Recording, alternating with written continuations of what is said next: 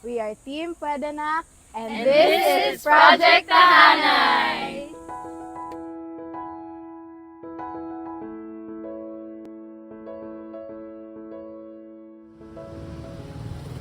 Alam niyo po ba kung ilan po ang mga PWD sa Barangay sa Uyo? Ay, marami pong PWD dito sa buong sa barangay sa Uyo. After netong pandemic, nakakuha ako ng 27 plus. Dito sa barangay sa Uyo, siguro nasa around 2,700 ang nakatala, no, sa barangay natin.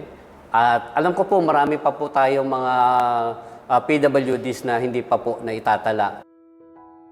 Sa tingin niyo po ba ay pwedeng magawa ng mga PWD ang pwedeng gawin ng non-PWD? Ay yes, syempre naman po. Kasi karamihan naman sa PWD, hindi naman totally na imbaldado. Pwede naman, pero syempre minsan depende rin sa kapansanan. Pwede naman, may kakayahan naman ng mga PWD na gawin yung kayang gawin ng iba, lalo ng mga normal. Pwede naman po, ma'am, kasi bukod sa may kapansanan sila, pwede rin silang gumawa ng kagaya ng walang kapansanan. Project Tahanay is our project done in collaboration with the PWD Leader Organization of Barangay sa Uyo to capacitate our partners to facilitate their own disability, sensitivity, and awareness workshops. Its main goal is to promote acceptance and empowerment of both children with disabilities and their families through inclusive language and education.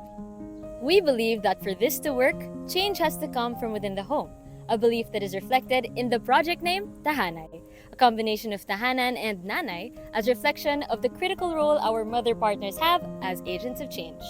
With this, we hope that parents will be able to say na lagit-lagi, pwedeng-pwede.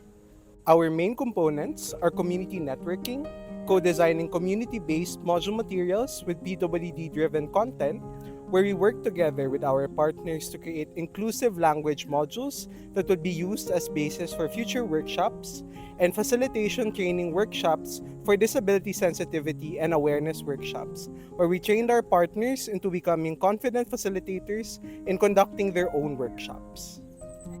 By the end of our project, we capacitated our partners to become facilitators themselves, to hold their own inclusive language workshops using the co-created modules in Barangay sa Uyo.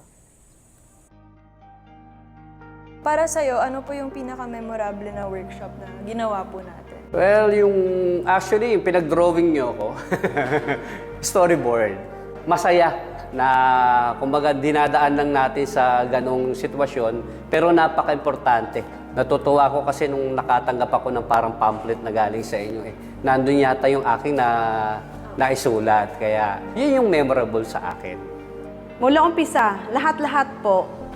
Sa akin po, sa totoo lang po, simula pong nagpunta kami ng Ateneo hanggang ngayon, hanggang sa matapos po yung event natin sa worship, talagang proud ako sa inyo. Bawat workshop natin, may natatanim sa isip namin natutunan. Lalo ni Evelism, yan. Natutunan namin niya sa inyo. Marami kaming natutunan sa inyo.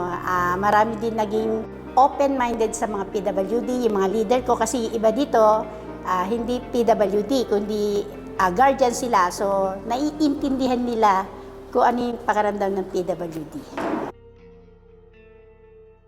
Dahil sa Project Tahanay, pwede na akong... Marami. Kasi, kumbaga nadagdagan yung kaalaman namin, hindi lang ako, kundi lahat ng naging estudyante nyo rin kami. Maging kasapi ng isang sektor ng PWD. At the same time, pwede na rin makapagbigay ng impormasyon para sa mga kapwa PWD. Pwede na akong maging katuwang ng mga mamatataas na grupo para sa PWD.